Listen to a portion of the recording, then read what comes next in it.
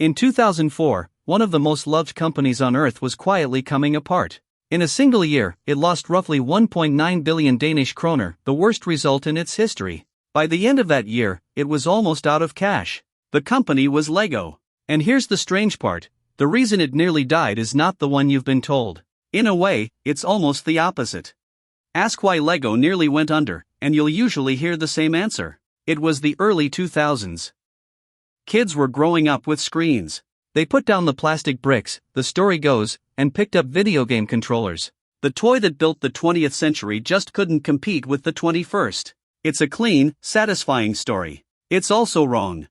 Now, to be fair, the pressure was real. Digital play was rising fast.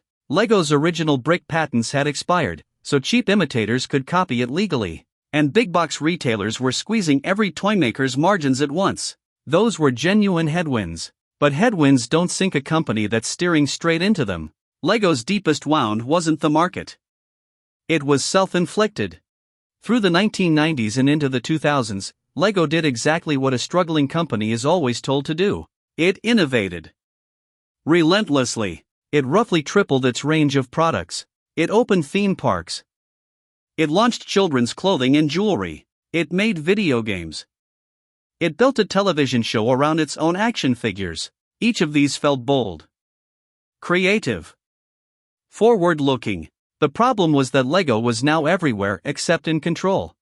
Here's what that sprawl looked like on the factory floor. At its peak, Lego was producing around 14,000 different elements. Bricks came in more than 100 different colors. It was buying from roughly 11,000 suppliers, nearly twice as many as Boeing, a company that builds passenger jets.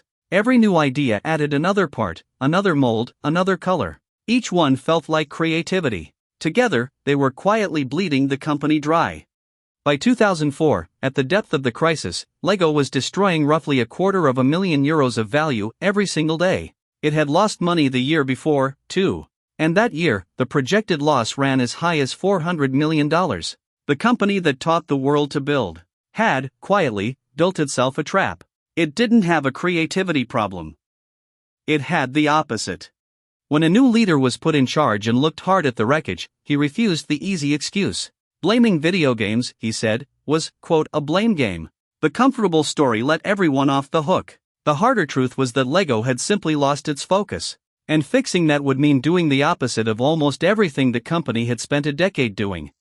His name was Jørgen Vig Knudstorp. A former McKinsey consultant, he joined Lego in 2001, and in 2004 he became the first person from outside the founding family to lead it since 1979. His entire strategy came down to 3 words. Back to the brick. Stop chasing every new idea. Kill what doesn't work. And rebuild everything around the one thing Lego did better than anyone, the brick itself. So Lego deliberately did what almost no growing company will. It shrank. It roughly halved the number of unique elements it made, from about 14,000 toward fewer than 7,000. It tore up and rebuilt its supply chain, cutting resin costs by about half and slashing its supplier count by roughly 80%. Fewer parts. Fewer suppliers. Less sprawl. More brick. The hardest cut came in 2005. Lego sold its beloved Legoland theme parks for a gross price of about €375 million. The buyer folded them into what became Merlin Entertainments. Lego and its owner kept only a minority stake. The cash went straight toward paying down debt. For a company that had fallen in love with being everywhere, focus now meant sacrifice.